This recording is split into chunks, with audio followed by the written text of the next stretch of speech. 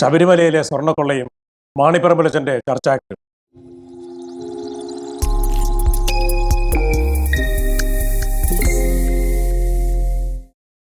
പ്രിയപ്പെട്ടവരെ, മാണിപ്പറമ്പിലച്ചന്റെ തികച്ചും ഉപരിപ്ലവമായ ഭാഷണങ്ങളെ അവഗണിക്കാൻ വീണ്ടും വീണ്ടും ശ്രമിച്ചുകൊണ്ടിരുന്ന എന്നെ അദ്ദേഹം ഇതാ വീണ്ടും തോൽപ്പിച്ചിരിക്കുന്നു.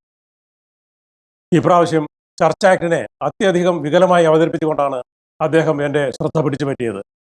സഭയിൽ ചർച്ച ആക്ട് നടപ്പാക്കി കിട്ടുന്നതിന് വേണ്ടി എത്രയോ വർഷം കേരളത്തിലെ നിരവധിയായ സഭാ നവീകരണ പ്രസ്ഥാനങ്ങളുമായി ബന്ധപ്പെട്ട് പ്രവർത്തിച്ച എനിക്ക് അദ്ദേഹത്തിനും അദ്ദേഹം വഴിതെറ്റിച്ചുകൊണ്ടിരിക്കുന്ന അനേകർക്കും എങ്ങനെ മറുപടി പറയാതിരിക്കാൻ കഴിയും?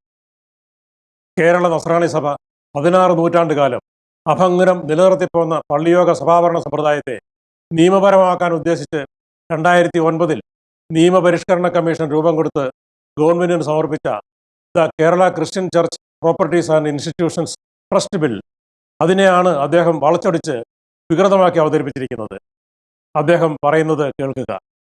ചർച്ച് ആക്ട് ഇത് അതിൻ്റെ വിശദാംശങ്ങളിലേക്കൊന്നും ഞാൻ പറയുന്നില്ല. അത് ഞാൻ പഠിച്ചിട്ടുണ്ട്, പക്ഷേ എങ്കിൽ അതിലേക്കൊന്നും ഞാൻ പോകുന്നില്ല. 2009 ജസ്റ്റിസ് VR കൃഷ്ണയ്യർ അദ്ദേഹത്തിൻ്റെ കമ്മീഷൻ തയ്യാറാക്കിയ the Kerala Christian church properties and institution trust bill 2009 എന്നൊരു കരട് ബില്ല് ഉണ്ടാക്കി. നിയമമാക്കിയിട്ടില്ല, അങ്ങനെ ആക്കണം. അപ്പോൾ അതിൻ്റെ ഒരു ഷോർട്ട് ഫോം ആയിട്ടാണ് ഈ ചർച്ച് ആക്ട് എന്ന് വിളിക്കുന്നത്. അത് ചർച്ച് ആക്ട് പ്രാബല്യത്തിൽ കൊണ്ടുവരണം, പള്ളിയുടെ സ്വത്തും സ്ഥാപനങ്ങളെല്ലാം ഈ സർക്കാരിൻ്റെ നിയന്ത്രണത്തിലുള്ള അങ്ങനെ ആക്കണം എന്നൊക്കെയാണ് ഈ ചർച്ച് ആക്ടിൽ നിർദ്ദേശിക്കുന്നത്. ഇതിൻ്റെ വിശദാംശങ്ങളിലേക്ക് ഒന്നും കടക്കാതെ ഒരു കാര്യം ഉറപ്പിച്ച് പറയാം. നമ്മുടെ പള്ളികളിലെ നേർച്ച പിരിവും സ്ഥാവര ജംഗമ വസ്തുക്കളും സ്വർണം, വെള്ളി എന്നിവയൊക്കെ ജനാധിപത്യ സംവിധാനത്തിൻ്റെ പേരിൽ സകലമാനം രാഷ്ട്രീയക്കാർക്കും കൈയിട്ട് വാരാൻ അനുവദിക്കണമെങ്കിൽ ചർച്ച് ആക്ട് നല്ലതാണ്. ശബരിമല സ്വർണ്ണക്കൊള്ള അതിലേക്കാണല്ലോ കൈ ചൂണ്ടുന്നത്. സ്വർണ്ണക്കൊള്ളയും വെള്ളിയും ചെമ്പൊന്നും മാത്രമല്ല, പല ക്ഷേത്രങ്ങളുടെയും അമ്പലങ്ങളുടെയും ഈ സ്ഥാവര വസ്തുക്കൾ, അതായത് ഭൂമി പോലും, ഏക്കർ കണക്കിന് ഭൂമി പോലും ഇപ്പം ചില പാർട്ടിക്കാരുടെയും ചില വ്യക്തികളുടെയും കയ്യിലാണ്. ക്ഷേത്രത്തിൻ്റെ ആയിരുന്നു. അപ്പോൾ ജംഗമം മാത്രമല്ല, സ്ഥാവരമായ ഭൂമി പോലും തട്ടിയെടുത്ത് അമ്പലങ്ങളെയും ക്ഷേത്രങ്ങളെയും കൊള്ളയടിക്കുക. ഇത് ശബരിമലയിൽ മാത്രം പ്രശ്നമല്ല. അപ്പോൾ എല്ലാ മതസ്ഥാപനങ്ങളിലും ജനാധിപത്യത്തിൻ്റെ പേരും പറഞ്ഞ്, ദേശരാഷ്ട്രത്തിൻ്റെ പേരും പറഞ്ഞ് കൈയിട്ട് വാരി കൊള്ള നടത്തുക, അതാണ് ചർച്ച് ആക്ട് കൊണ്ടുവന്നാൽ സംഭവിക്കുക. ഈ മിക്ക കത്തോലിക്ക പള്ളികളിലും കാര്യങ്ങളെല്ലാം സുതാര്യമായിട്ടാണ് നടക്കുന്നതെങ്കിലും, അൽമായരാണ് കാര്യനിർവഹണം നടത്തുന്നതെങ്കിലും അതെല്ലാം തെറ്റാണ്, അല്ലെങ്കിൽ ശരിയല്ല, ഞങ്ങൾക്കൊന്നും അറിയില്ല എന്നെല്ലാം പ്രചരിപ്പിച്ച് ഇതിനേക്കാൾ ജനാധിപത്യം ഉണ്ടാകും പള്ളി ഭരണം BJP-യെയും SDPI-യെയും കമ്മ്യൂണിസ്റ്റ് പാർട്ടിയെയും ഏൽപ്പിച്ചാലെന്ന് ചിലർ വിചാരിക്കുന്നു. അവരെല്ലാം പുണ്യാളന്മാരാണല്ലോ, പള്ളിയിലുള്ളവരെല്ലാം പാപികളും. അപ്പോൾ പള്ളി ഭരണം പാപികളെ കയ്യിൽ നിന്ന് എടുത്തു മാറ്റി പാർട്ടിക്കാരായ പുണ്യാളന്മാരെ ഏൽപ്പിക്കേണ്ടതുണ്ട് എന്നാണ് ചർച്ച് ആക്ട് പറയണേ. നിങ്ങൾ പള്ളിക്ക് കൊടുക്കുന്ന സംഭാവനകൾ സകല രാഷ്ട്രീയക്കാർക്കും, അവരെ നിയന്ത്രിക്കുന്ന ഹിജാബുകാർക്കും ജിഹാദികൾക്കും കാവ്യവസ്ത്രക്കാർക്കും പാർട്ടിക്കാർക്കും വീതം വെക്കണമെന്ന് താല്പര്യമുള്ളവർ ചർച്ച് ആക്ട് വേണോ, അത് അനിവാര്യമോ എന്ന ചർച്ചയിൽ പങ്കെടുക്കുക, അല്ലാത്തവർ വിട്ടുനിൽക്കുക. വിശദാംശങ്ങളിലേക്ക് ഒന്നും കടക്കാതെ ഒരു കാര്യം ഉറപ്പിച്ച് പറയാം എന്ന് പ്രസ്താവിച്ച് തൻ്റെ മുൻവിധിയിൽ നിന്നുകൊണ്ട് അദ്ദേഹം ചർച്ച് ആക്ടിനെ കുറിച്ച് വിധിപ്രഖ്യാപനം നടത്തുകയാണ്. നമ്മുടെ പള്ളികളിലെ നേർച്ചപ്പെരിവുകളും സ്ഥാവര ജംഗമ വസ്തുക്കളും സ്വർണം, വെള്ളി എന്നിവയുമൊക്കെ ജനാധിപത്യത്തിൻ്റെ പേരും പറഞ്ഞ് സകലമാന രാഷ്ട്രീയക്കാർക്കും കൈയിട്ട് വാരാൻ അത് അവസരം നൽകുമത്രേ. ചർച്ച് ആക്ടിനെ കുറിച്ച് പഠിച്ചിട്ടുണ്ട് എന്നും അദ്ദേഹം അവകാശപ്പെടുന്നുണ്ട്. എന്താണാവോ അദ്ദേഹം പഠിച്ചത്? ചർച്ച് ആക്ടിൻ്റെ ഉദ്ദേശ ലക്ഷ്യങ്ങളെക്കുറിച്ച് അതിൻ്റെ തുടക്കത്തിൽ തന്നെ എഴുതിയിട്ടുള്ള ഏതാനും വാക്യങ്ങൾ പോലും കാണാൻ അദ്ദേഹം തയ്യാറായിട്ടുണ്ട് എന്ന് തോന്നുന്നില്ല. ചർച്ച് ആക്ടിൻ്റെ ഉദ്ദേശ ലക്ഷ്യങ്ങളെക്കുറിച്ച് അതിൻ്റെ ആമുഖത്തിൽ എഴുതിയിരിക്കുന്നത് ഇപ്രകാരമാണ്: സഭയുടെ ലൗകിക കാര്യങ്ങളുടെയും സമ്പത്തിൻ്റെയും കൂടുതൽ ജനാധിപത്യപരവും കാര്യക്ഷമവും നീതിയുക്തവുമായ ഭരണ സംവിധാനമാണ് ബിൽ ലക്ഷ്യം വയ്ക്കുന്നത്. നിയമപ്രകാരം രൂപീകരിക്കുന്ന ക്രിസ്തീയ കാരുണ്യ ട്രസ്റ്റുകളും കമ്മിറ്റികളുമായിരിക്കും സഭാസ്വത്തുക്കളുടെ ഭരണം നടത്തുന്നത്. പുരാതന കാലം മുതലേ കേരളത്തിലെ സഭയുടെ ഭൗതിക വസ്തുക്കൾ ട്രസ്റ്റ് ഭരണ സംവിധാനം പോലെ കൈകാര്യം ചെയ്യപ്പെട്ടിരുന്നെങ്കിലും ട്രസ്റ്റായി രജിസ്റ്റർ ചെയ്യപ്പെട്ടിരുന്നില്ല എന്നത് പല വിധത്തിലുള്ള നിയമപരമായ സങ്കീർണതകൾക്കും കാരണമായി തീർന്നിട്ടുണ്ട്. ഈ സാഹചര്യത്തിൽ സഭകളുടെ ഭൗതിക വസ്തുക്കളുടെയും സ്വത്തിൻ്റെയും ഭരണ സംവിധാനത്തിന് ഒരു ജനാധിപത്യ ചട്ടക്കൂട് രൂപപ്പെടുത്തി ലൗകിക സ്വത്തുക്കളുടെ ഭരണം ബൈബിൾ അധിഷ്ഠിതമായ ശരിയായ ക്രൈസ്തവ രൂപമാതൃകയിലേക്ക്, ക്രിസ്ത്യൻ മൊഡാലിറ്റിയിലേക്ക് കൊണ്ടുവരുന്നതിന് ഈ ബിൽ ഉദ്ദേശിക്കുന്നു. അതായത് ട്രസ്റ്റ് ഭരണ സംവിധാനം പോലെ കൈകാര്യം ചെയ്യപ്പെട്ടിരുന്ന കേരള സഭയുടെ പുരാതന കാലം മുതലേയുള്ള പള്ളിയോഗ ഭരണ സമ്പ്രദായത്തിൻ്റെ ബൈബിൾ അധിഷ്ഠിതമായ ക്രൈസ്തവ രൂപമാതൃക അഥവാ ക്രിസ്ത്യൻ മോഡാലിറ്റി പുനഃസ്ഥാപിച്ചുകൊണ്ട് അത് നിയമപരമാക്കുകയാണ് ചർച്ച് ആക്ട് കൊണ്ട് ലക്ഷ്യമിടുന്നത്. സഭയുടെ ആധ്യാത്മികമോ വിശ്വാസപരവുമായ കാര്യങ്ങളിൽ ഇടപെടാൻ ഈ ബില്ലിന് ഉദ്ദേശമില്ല എന്ന് ഇതിൽ എടുത്തു പറയുന്നുമുണ്ട്. ഇതെങ്ങനെ ക്രൈസ്തവ രൂപമാതൃകയാകും അല്ലെങ്കിൽ ബിബ്ലിക്കലാകും എന്ന് ചിലർക്കൊക്കെ സംശയം ഉണ്ടായേക്കാം. ആദിമസഭയിൽ എല്ലാ തീരുമാനങ്ങളും എടുത്തിരുന്നത് യോഗം ചേർന്നായിരുന്നുവെന്ന് അപ്പോസ്തല പ്രവർത്തനങ്ങളിൽ നാം വായിക്കുന്നു. യൂദാസിന് പകരം മത്യാസിനെ തെരഞ്ഞെടുത്തത് പത്രോസ് സ്വയമായോ അപ്പോസ്തലന്മാരോട് മാത്രം കൂടിയാലോചിച്ചോ ആയിരുന്നില്ല, മറിച്ച് 120ഓളം വിശ്വാസികൾ ഒത്തുകൂടിയ ഒരു യോഗത്തിലായിരുന്നു. മറ്റൊരു സന്ദർഭത്തിൽ 12 അപ്പോസ്തലന്മാരും ചേർന്ന് ശിഷ്യ സംഭവത്തെ വിളിച്ചു ചേർത്ത് ഇങ്ങനെ പറഞ്ഞതായും അപ്പോസ്തലന്മാരുടെ പ്രവർത്തനങ്ങളിൽ നാം കാണുന്നു: ഞങ്ങൾ ദൈവവചന പ്രഘോഷണം ഉപേക്ഷിച്ച് ഭക്ഷണ വിതരണത്തിൽ ഏർപ്പെടുന്നത് ശരിയല്ല. അതിനാൽ സഹോദരരെ, നിങ്ങളുടെ ഇടയിൽ നിന്ന് സമ്മതരും വിജ്ഞാനവും ആത്മാവും നിറഞ്ഞവരുമായ 7 പേരെ തിരഞ്ഞെടുക്കുക. അവരെ ഞങ്ങൾ ഈ ജോലിക്കായി, അതായത് സഭയുടെ ഭൗതിക കാര്യങ്ങളുടെ നടത്തിപ്പിനായി നിയോഗിക്കാം. ഞങ്ങളാകട്ടെ പ്രാർത്ഥനയിലും വചന ശുശ്രൂഷയിലും ഏകാഗ്രചിത്തരായി ഇരുന്നു കൊള്ളാം. അപ്പോസ്തലന്മാരുടെ ഈ പ്രഖ്യാപനത്തിലൂടെ സഭയിലെ ആധ്യാത്മിക ഭൗതിക ശുശ്രൂഷകളെ തമ്മിൽ വേർതിരിക്കുകയും സഭയുടെ യോഗ സമ്പ്രദായം ആധികാരികമായി വ്യവസ്ഥാപിക്കപ്പെടുകയുമായിരുന്നു എന്ന് കാണാം. അതിലളിതമായ ഈ യോഗ സമ്പ്രദായമാണ് ക്രിസ്തീയ ജീവിതത്തിന് അടിത്തറ തീർക്കുന്നത്. ഇതിനെ താത്വികമായി ഇങ്ങനെ കാണാം: യേശുവിൻ്റെ സ്നേഹദർശനത്തിൻ്റെ സാമൂഹിക രൂപം ദൈവരാജ്യമാണ്. അത് ഭൂമിയിൽ സംസ്ഥാപിക്കപ്പെടുന്നത് മനുഷ്യരുടെ കൂട്ടായ്മകളിലൂടെയാണ്. ഈ കൂട്ടായ്മകളാണ് സഭകൾ എന്നറിയപ്പെടുന്നത്. സ്നേഹത്തിൽ അധിഷ്ഠിതമായ ഈ സഭാ കൂട്ടായ്മകളുടെ സാമൂഹിക നടത്തിപ്പ് അധികാരപരമാകാനാവില്ല എന്ന് നാം ഓർക്കണം. കാരണം സ്നേഹമുള്ളിടത്ത് അധികാരമില്ല, അത് നിഷിദ്ധമാണ് താനും. അവിടെയാണ് തുല്യതയും പാരസ്പര്യബോധവും ഉള്ളവരുടെ കൂടിയാലോചനാ യോഗങ്ങൾ എന്ന വഴി തെളിഞ്ഞു വരുന്നത്. ആദിമസഭയിൽ ഈ വഴി തെളിഞ്ഞു വന്നതിൻ്റെ ചിത്രമാണ് മുമ്പ് സൂചിപ്പിച്ച അപ്പോസ്തല പ്രഖ്യാപനത്തിലൂടെ നാം കാണുന്നത്. ചുരുക്കത്തിൽ, യോഗ സമ്പ്രദായമില്ലെങ്കിൽ, കൂട്ടായ്മ ജനാധിപത്യമില്ലെങ്കിൽ ക്രിസ്തീയ സമൂഹമോ ക്രിസ്തീയ ജീവിതമോ ഇല്ല. അത് ക്രിസ്തീയതയുടെ നിലനിൽപ്പിനും വളർച്ചയ്ക്കും ആവശ്യമായ അടിസ്ഥാന സംവിധാനം തന്നെയാണ്, ഇൻഫ്രാസ്ട്രക്ചർ തന്നെയാണ്.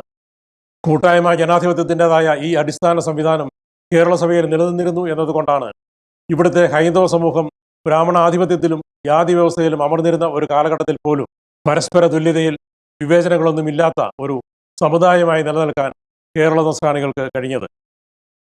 16 നൂറ്റാണ്ടുകാലം അഭംഗരം നിലനിന്ന കേരള ക്രൈസ്തവരുടെ പള്ളിയോഗ സഭാഭരണ സമ്പ്രദായത്തെപ്പറ്റി മെത്രാന്മാരുൾപ്പെടെ നമ്മുടെ പുരോഹിത ശ്രേഷ്ഠർ എഴുതി വച്ചിട്ടുള്ള നിരവധിയായ ചരിത്ര ഗ്രന്ഥങ്ങളിലൂടെയും പഠന പ്രബന്ധങ്ങളിലൂടെയും നമുക്ക് വ്യക്തമായ ധാരണ കിട്ടിയിട്ടുണ്ട്.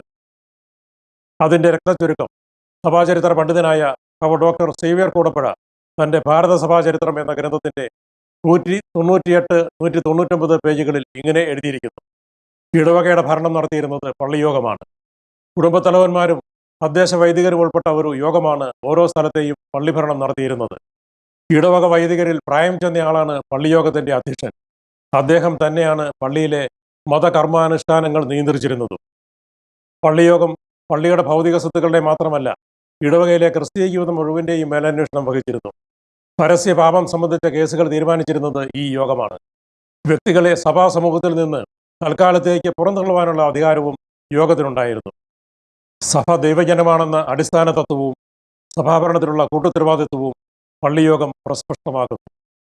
പ്രാദേശിക താല്പര്യമുള്ള വിഷയങ്ങളെപ്പറ്റി പല ഇടവകകളുടെ പ്രതിപുരുഷന്മാർ ഒരുമിച്ച് കൂടി തീരുമാനമെടുത്തിരുന്നു. പൊതു താല്പര്യമുള്ള കാര്യങ്ങൾ എല്ലാ ഇടവകകളിലെയും പ്രതിനിധികൾ ഒരുമിച്ച് കൂടിയാണ് തീരുമാനിച്ചിരുന്നത്. കേരള ക്രൈസ്തവരുടെ സഭാഭരണ സമ്പ്രദായമനുസരിച്ച് സഭയുടെ ഭൗതിക കാര്യങ്ങളുടെ കൈകാര്യകർത്തൃത്വം മെത്രാന്മാർക്കോ വൈദികർക്കോ ആയിരുന്നില്ല എന്നും, മറിച്ച് വിശ്വാസി സമൂഹത്തിനായിരുന്നുവെന്നുമുള്ള ഈ ചരിത്ര വസ്തുത doctor AM Mundadan CMI, doctor Placid Podipara CMI, doctor Jose Kuriyedath, doctor Jacob Kollaparambil എന്നിങ്ങനെ വേറെയും ഒട്ടുവളരെ സഭാചരിത്രകാരന്മാർ തങ്ങളുടെ ആധികാരിക പഠനങ്ങളിലൂടെ വ്യക്തമാക്കിയിട്ടുള്ളതാണ്. രണ്ടാം വത്തിക്കാൻ കൗൺസിലിൻ്റെ നിർദ്ദേശങ്ങൾ പാലിച്ച് കേരള സഭയുടെ മഹനീയമായ ഈ പള്ളിയോഗ സമ്പ്രദായം വീണ്ടെടുക്കുന്നതിൽ നമ്മളുടെ മെത്രാന്മാർ വിവേകത്തോടും സഭാ സ്നേഹത്തോടും കൂടി സഹകരിച്ചിരുന്നെങ്കിൽ സഭാ സ്വത്തുക്കൾ ഭരിക്കാൻ ഒരു നിയമം നിർമ്മിച്ചു തരണമെന്ന ആവശ്യം ഗവൺമെന്റിന് മുമ്പിൽ ആരും ഉയർത്തുമായിരുന്നില്ല. എന്നാൽ കേരളത്തിലെ പ്രബുദ്ധരായ വിശ്വാസി സമൂഹത്തെ പൂർണ്ണമായി അവഗണിച്ചുകൊണ്ട് ആ മഹത്തായ പാരമ്പര്യത്തെയും നമ്മുടെ തനത് സഭാ പൈതൃകത്തെയും തള്ളിക്കളയുകയാണ് നമ്മുടെ മെത്രാന്മാർ ചെയ്തത്. സ്വാഭാവികമായും വിശ്വാസി സമൂഹം അടുത്ത വഴി ഗവൺമെന്റിനെ സമീപിക്കുക എന്ന വഴി സ്വീകരിച്ചു എന്ന് മാത്രം. അങ്ങനെ പ്രബുദ്ധരായ സഭാസ്നേഹികളുടെ കഠിന പരിശ്രമത്തിന്റെ ഫലമായി രൂപം കൊണ്ടതാണ് ചർച്ച് ട്രസ്റ്റ് ബിൽ അഥവാ ചർച്ച് ആക്ട്. ചർച്ച് ആക്ട് വ്യവസ്ഥ ചെയ്യുന്ന പ്രകാരം ഓരോ ഇടവകയിലെയും 18 വയസ്സിന് മേലുള്ള എല്ലാ സ്ത്രീ പുരുഷന്മാരും ഇടവക ട്രസ്റ്റ് അസംബ്ലി അല്ലെങ്കിൽ ഇടവക പൊതുയോഗം അംഗങ്ങളായിരിക്കും. അവർ തിരഞ്ഞെടുക്കുന്ന ട്രസ്റ്റ് കമ്മിറ്റിക്കാരിലൂടെയും കൈക്കാരന്മാരിലൂടെയും തങ്ങളുടെ പള്ളി സ്വത്തുക്കളും സ്ഥാപനങ്ങളും ഭരിക്കുക. ഇടവക പൊതുയോഗത്തിനും ട്രസ്റ്റ് കമ്മിറ്റി യോഗത്തിനും ആധ്യക്ഷം വഹിക്കുക വികാരിയായിരിക്കും. കൂടാതെ രൂപതാ ട്രസ്റ്റ് അസംബ്ലിയിലേക്ക് ഓരോ ഇടവകയിലെയും 300 കുടുംബങ്ങൾക്ക് 1 എന്ന തോതിൽ പ്രതിനിധികളെ ഇടവക പൊതുയോഗം തിരഞ്ഞെടുത്തയക്കുന്നു. ഈ രൂപതാ ട്രസ്റ്റ് അസംബ്ലി തങ്ങളിൽ നിന്ന് 25 പേരുടെ ഒരു രൂപതാ ട്രസ്റ്റ് കമ്മിറ്റിയെ തിരഞ്ഞെടുക്കുന്നു.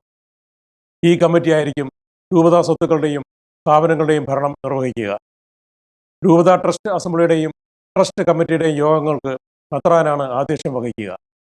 സംസ്ഥാന തലത്തിൽ, അതായത് സീറോ മലബാർ സഭ പോലെ ആകമാന വ്യക്തിസഭാ തലത്തിൽ ട്രസ്റ്റ് അസംബ്ലിയിലേക്ക് ഓരോ ഇടവകയും ഓരോ അംഗത്തെ തിരഞ്ഞെടുത്തയക്കുന്നു. വലിയ ഇടവകകളിൽ പ്രതിനിധികളുടെ എണ്ണം കൂടിയേക്കാം. വ്യക്തിസഭകളുടെ ഭൗതിക ഭരണ നിർവഹണം ഈ ട്രസ്റ്റ് അസംബ്ലി തിരഞ്ഞെടുക്കുന്ന 101 അംഗങ്ങളുടെ ട്രസ്റ്റ് കമ്മിറ്റിയിൽ നിക്ഷിപ്തമാണ്. ഈ യോഗത്തിന് ആധ്യക്ഷം വഹിക്കുന്നത് ആകമാന വ്യക്തിസഭകളുടെ തലവനായിരിക്കും. സീറോ മലബാർ സഭയെ സംബന്ധിച്ച് അത് മേജർ ആർച്ച് ബിഷപ്പാണ്.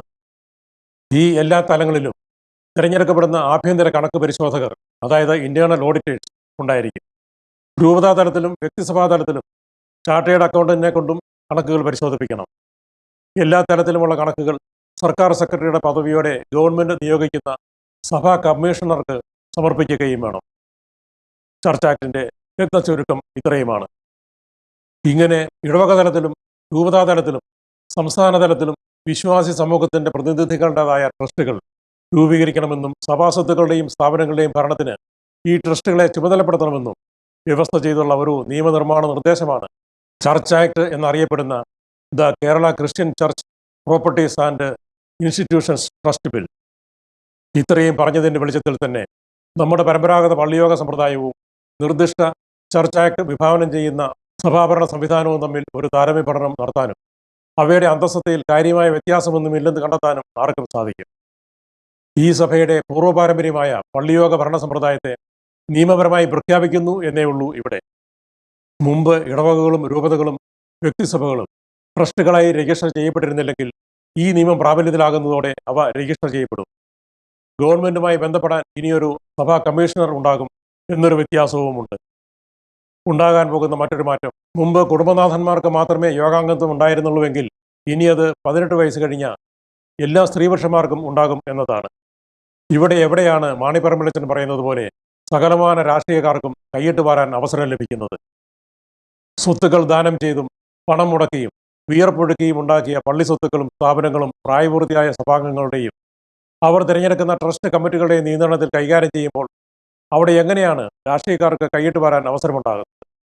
കാര്യങ്ങൾ നിരീക്ഷിക്കാൻ മുഴുവൻ സംസ്ഥാനത്തിലുമായി ഒരേ ഒരു സഭാ കമ്മീഷണറെയാണ് ഗവൺമെന്റ് നിയോഗിക്കുന്നത്. ഇനി അദ്ദേഹത്തിലൂടെ സഭാ സ്വത്തുക്കളും സ്വർണവും വെള്ളിയുമെല്ലാം സകലമാന രാഷ്ട്രീയക്കാരും കൈയിട്ട് വാരും എന്നാണോ മാണിപ്പറമ്പിലച്ചൻ തന്റെ അനുയായികളെ പറഞ്ഞ് പേടിപ്പിക്കാൻ ശ്രമിക്കുന്നത്? ശബരിമലയിലെ ദേവസ്വം ബോർഡ് ഭരണത്തിന് കീഴിൽ നടന്ന സ്വർണ്ണക്കൊള്ള ചൂണ്ടിക്കാട്ടി ഗവൺമെന്റ് ചർച്ച് ആക്ട് നടപ്പിലാക്കിയാൽ സഭയിലും സമാനമായ രീതിയിൽ കൊള്ള നടക്കുമെന്ന് വിശ്വാസികളെ പറഞ്ഞ് ഭയപ്പെടുത്തുകയാണ് മാണിപ്പറമ്പിലച്ചൻ. ദേവസ്വം നിയമവും ചർച്ച് ആക്ട് വിഭാവനം ചെയ്യുന്ന നിയമവും തമ്മിലുള്ള വ്യത്യാസം മനസ്സിലാക്കാൻ ഒട്ടും തന്നെ മെനക്കെടാതെ രണ്ടിനെയും ഒരേ താരിപ്പിൽ കണ്ട് വിശ്വാസികൾക്കിടയിൽ തെറ്റിദ്ധാരണയും ഭയവും വളർത്തുകയാണ് മാണിപ്പറമ്പിലച്ചൻ ഇവിടെ ചെയ്തിരിക്കുന്നത്. മതസമൂഹങ്ങൾക്ക് വേണ്ടി നിയമങ്ങൾ നിർമ്മിക്കുമ്പോൾ ഏതൊരു ജനാധിപത്യ ഗവൺമെന്റും പരിശോധിക്കുന്നത് ആ സമൂഹത്തിൽ നിലനിന്നു പോന്നിരുന്ന ഭരണ പാരമ്പര്യം എന്തായിരുന്നെന്നും എങ്ങനെയായിരുന്നെന്നുമാണ്. എന്നിട്ട് അതിനനുസൃതമായി നിയമങ്ങൾ ക്രോഡീകരിച്ച് നിയമസഭയിൽ ചർച്ച ചെയ്ത് നിയമനിർമ്മാണം നടത്തുകയാണ് ചെയ്യുന്നത്. കേരളത്തിലെ ഹൈന്ദവ ക്ഷേത്രങ്ങൾ നേരിട്ട് രാജഭരണത്തിന് കീഴിലായിരുന്നു. രാജാവ് നിയമിക്കുന്ന ഉദ്യോഗസ്ഥരായിരുന്നു ക്ഷേത്രഭരണത്തിന്റെ പ്രാഥമിക മേൽനോട്ടക്കാർ.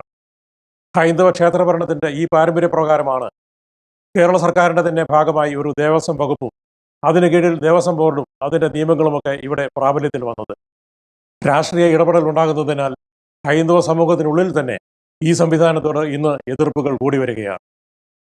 കേരള ക്രൈസ്തവർക്ക് വേണ്ടി ഒരു നിയമനിർമ്മാണം നടത്തണമെന്ന ആവശ്യം ക്രൈസ്തവ സഭകളിലെ പ്രമുഖരിൽ നിന്നും വിശ്വാസി സമൂഹത്തിൽ നിന്നും ഉണ്ടായപ്പോൾ ജസ്റ്റിസ് കൃഷ്ണയ്യർ നേതൃത്വം കൊടുത്ത നിയമപരിഷ്കരണ കമ്മീഷൻ ചെയ്തതും കേരള നസ്രാണി സമൂഹത്തിൽ നിലനിന്നിരുന്ന സഭാഭരണ പാരമ്പര്യം കണ്ടെത്തുക എന്നതായിരുന്നു. 16 നൂറ്റാണ്ടുകാലം നിലനിന്ന മാർത്തോമായുടെ നിയമപ്രകാരമുള്ള കേരള സഭയുടെ പള്ളിഭരണ പാരമ്പര്യത്തെ കാലാനുസൃതം പരിഷ്കരിച്ച് നിയമം ക്രോഡീകരിക്കുകയാണ് കമ്മീഷൻ ചെയ്തത്.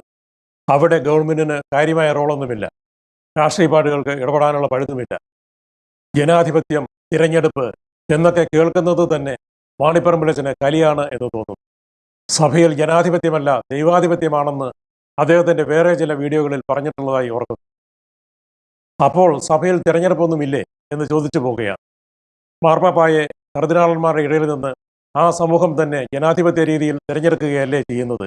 ഓരോ സന്യാസ സഭയിലും ആ സമൂഹത്തിലുള്ളവർ ചേർന്ന് ജനാധിപത്യപരമായി തിരഞ്ഞെടുത്തല്ലേ ജനറൽ സുപ്പീരിയർമാരെ തിരഞ്ഞെടുക്കുന്നത്. അങ്ങനെയെങ്കിൽ സഭാ സമൂഹത്തിന് എന്തുകൊണ്ട് അതേ സമ്പ്രദായത്തിൽ അവരുണ്ടാക്കിയ പള്ളികളും പള്ളി സ്വത്തുക്കളും സ്ഥാപനങ്ങളും ഭരിക്കാനുള്ള പ്രതിനിധികളെ തിരഞ്ഞെടുപ്പിലൂടെ കണ്ടെത്തി നിയോഗിച്ചുകൂടാ? ഇപ്പോൾ തന്നെ പള്ളിഭരണം നടത്തുന്നത് പള്ളി യോഗങ്ങളാണ് എന്ന് പറഞ്ഞ് വലിയൊരു തെറ്റിദ്ധാരണ സൃഷ്ടിക്കാനും മാണിപ്പറമ്പിലച്ചൻ ശ്രമിച്ചിട്ടുണ്ട് ഈ വീഡിയോയിൽ. അതിൻ്റെ നിജസ്ഥിതി പരിശോധിക്കാം. സീറോ മലബാർ സഭയുടെ പള്ളിയോഗ നടപടിക്രമത്തിലെ 1-ന്റെ 2-ാമത്തെ അനുച്ഛേദം പള്ളിയോഗത്തിൻ്റെ ഉദ്ദേശ്യത്തെക്കുറിച്ചുള്ളതാണ്. അതിങ്ങനെ പറയുന്നു: ഇടവകയിലുള്ള ദൈവജന കൂട്ടായ്മയുടെ പ്രകടരൂപം എന്ന നിലയ്ക്ക് ഇടവക വികാരിയെ ഉപദേശിക്കാനും സഹായിക്കാനും അജപാലന ധർമ്മത്തിലും സാമ്പത്തിക കാര്യങ്ങളുടെ നിർവഹണത്തിലും അദ്ദേഹത്തോട് സഹകരിച്ച് പ്രവർത്തിക്കാനും ഉദ്ദേശിച്ചുള്ളതാണ് പള്ളിയോഗം. അതായത് അധികാരമില്ലാത്ത കേവലം ഉപദേശക സമിതികൾ മാത്രമാണ്, വെറും റാൻമൂളി സമിതികൾ മാത്രമാണ് ഇപ്പോഴത്തെ പള്ളിയോഗങ്ങൾ എന്ന്. അനുച്ഛേദം 37 പ്രകാരം യോഗം ഏകപക്ഷീയമായി പിരിച്ചുവിടാനുള്ള അധികാരം വികാരിക്കും. 38 പ്രകാരം ഏത് യോഗ തീരുമാനവും റദ്ദ് ചെയ്യാനുള്ള അധികാരം മെത്രാനുമുണ്ട്. എന്തൊരു ദൈവാധിപത്യം! പ്രിയപ്പെട്ടവരെ, ഞാൻ അവസാനിപ്പിക്കുകയാണ്. ആകെ മൊത്തം നോക്കുമ്പോൾ ചർച്ച് ആക്ടിലൂടെ സംഭവിക്കുന്നത് ഭാരതസഭയ്ക്ക് കൈമോശം വന്ന പള്ളിയോഗ സഭാഭരണ പാരമ്പര്യത്തിൻ്റെ കാലാനുസൃത പുനഃസ്ഥാപനം തന്നെയാണ് എന്ന് കാണാം. ഉദയംപേരൂർ സൂനകദോസിലൂടെ ഈ സഭയ്ക്ക് നഷ്ടപ്പെട്ട ഭാരതീയ തനിമയുടെ വീണ്ടെടുപ്പാണത്. 1599 ഉദയംപേരൂർ സൂനകദോസ് വരെ പോർട്ടുഗീസുകാർ നടത്തിയ ആധിപത്യ ശ്രമങ്ങൾക്കെതിരെ ഒരു നൂറ്റാണ്ടുകാലം പൊരുതി പരാജയപ്പെട്ട നമ്മുടെ പൂർവ്വപിതാക്കന്മാർക്ക് നാം നേടിക്കൊടുക്കുന്ന മഹത്തായ ഒരു വിജയ മകുടവുമാണത്. പാശ്ചാത്യ രീതിയിലുള്ള സഭാധികാരത്തെ ഇനിമേൽ അനുസരിക്കില്ലെന്ന് കൂനംകുരിശിൽ ശപഥം ചെയ്ത നമ്മുടെ പിതാമഹന്മാർക്കുള്ള ബഹുമതിയും ആ കൂനംകുരിശ് സത്യത്തെ വഞ്ചിച്ച നമ്മുടെ പൂർവ്വർക്കുള്ള ശാപമോക്ഷവുമാണത്. ഈ സഭയുടെ മേൽ അടിച്ചേൽപ്പിക്കപ്പെട്ട വിദേശ കാനോൻ നിയമത്തിലെ അതീശത്വ വകുപ്പുകളെ മറികടക്കലുമാണത്. അക്രൈസ്തവമായ റോമൻ അധികാരഘടനയെ സഭയിൽ നിന്ന് ഉച്ചാരണം ചെയ്യലും യേശുവിൻ്റെ ശുശ്രൂഷാ ഘടനയെ സഭയിലേക്ക് ആവാഹിക്കലും കൂടിയാണ്. അതുകൊണ്ട് ചർച്ച് ആക്ട് നടപ്പിലാക്കാനുള്ള കേരളത്തിലെ വിശ്വാസി സമൂഹത്തിൻ്റെ പരിശ്രമങ്ങളെ ആരും മാണിപ്പറമ്പിലച്ചനും മെത്രാന്മാരും വിലകുറച്ച് കാണേണ്ടതില്ല. നിങ്ങളുടെ രാഷ്ട്രീയ സ്വാധീനവും വോട്ട് ബാങ്ക് കച്ചവടവും എക്കാലത്തും നിലനിൽക്കും എന്ന് വ്യാമോഹിക്കേണ്ടതും ഇല്ല. ചർച്ച് ആക്ടിനു വേണ്ടി, അല്ലെങ്കിൽ സാരാംശത്തിൽ അതിനോട് സമാനമായ സിനഡാലിറ്റിയോടുകൂടിയ സിനഡ് സമ്പ്രദായത്തിന് വേണ്ടിയുള്ള പരിശ്രമങ്ങളിൽ ഈ സമൂഹം മുന്നോട്ട് പോകുക തന്നെ ചെയ്യും. ഇവയിൽ ഏതിനു വേണ്ടിയുള്ളതായാലും ചരിത്രത്തിൽ ഇടം പിടിക്കുന്ന മഹത്തായ ഒരു സ്വാതന്ത്ര്യ സമരമായിരിക്കും അത്. ക്രൈസ്തവരിൽ സുബോധമുള്ളവരെല്ലാം ഒന്നിച്ചണിചേരേണ്ട സ്വാതന്ത്ര്യ സമരം. നിർത്തട്ടെ. എന്നെ ഇതുവരെ ചെവിക്കൊണ്ട എല്ലാവർക്കും നന്ദി.